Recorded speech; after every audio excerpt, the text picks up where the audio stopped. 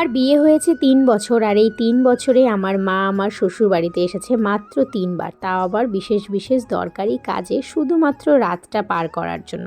এবারও ঠিক সেটাই হয়েছে, মা এসেছে দরকারি কাজে মাসির বাড়িতে। তো গতকাল রাত্রে প্রায় 8:30টার দিকে আমাদের বাড়ি এসে রাতটুকু থেকে এখন সকাল হয়ে গেছে, আর সাথে কিন্তু ভাইও এসেছে।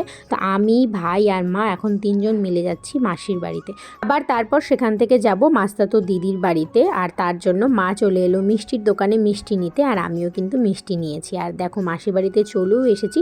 এসে আমি শাড়ির পিনটা করছি, কারণ এসেছিলাম তো কুর্তি পরে, কিন্তু দিদির বাড়িতে যাব শাড়ি পরে, কারণ আজকে দিদির একটা স্পেশাল দিন। তো ভিডিওটা দেখে হয়তো বুঝতেই পারছো দিদির আজকে কি। তো দিদির আজকে কিন্তু সাত। তো এই দেখো সকালের নিয়মকানুন হয়ে যাওয়ার পর এখন ফটোগ্রাফি চলছে, আমিও ওদের সাথে একটু যোগ দিয়ে দিলাম। কিন্তু সকালের নিয়মকানুন এত তাড়াতাড়ি হয়েছিল বলেও পুরোটা রেডি হতে পারিনি। এখন আমাকে বললো চুলে খোপা করে দিতে, তো আমি এখন খোপাটা করে দিচ্ছি। খোপা করার পর কিন্তু আবারও ফটোশ্যুট হবে, আর তারপরে বাকি যে নিয়মকানুনগুলো থাকে সেগুলোও হবে। তো দেখো আমার দিদিকে কেমন লাগছে অবশ্যই কমেন্ট করে জানিও। আর এদিকে দেখো আমার জিজু, যিনি তো সকাল থেকে ভীষণ ব্যস্ত, যেহেতু বাড়িতে একটা অনুষ্ঠান, তারপরেও আমি একটু সুযোগ করে একটা ভিডিও নিয়ে নিলাম জিজুরও।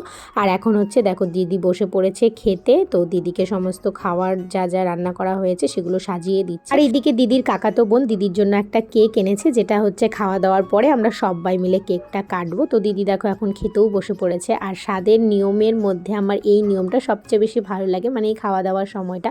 এই দিনটার জন্য প্রত্যেকটা মেয়েরই একটা স্বপ্ন থাকে, তবে এই স্বপ্নটা অনেকের খুব সহজেই পূরণ হয়ে যায়, কিন্তু যাদের পূরণ হয় না তাদের সত্যি অনেক কষ্ট করতে হয়, অনেক ধৈর্য ধরতে হয়, তবে এটা সবাই বুঝবে না।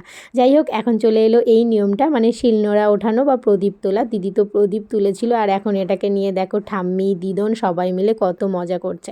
তারপরে এই যে আমরা এখন জিজুকে নিয়ে এলাম কেকটা কাটার জন্য, আর আমি এখন এই ফাঁকে দিদিকে আমার আনা গিফটটাও দিয়ে দিলাম। দিদিকে আমি কি দিয়েছি সেটা আগের একটা ভিডিওতে তোমাদের সাথে শেয়ার করেছি। এখন আমি আর তোমাদের দাদাভাই একসাথে খেতে বসে পড়লাম, আর এখন অনেকটাই রাত হয়ে গেছে, সবাই চলে গেছে, আর আমরা এখন সবাই মিলে বসে পড়েছি দিদির সাথে গিফট দেখতে।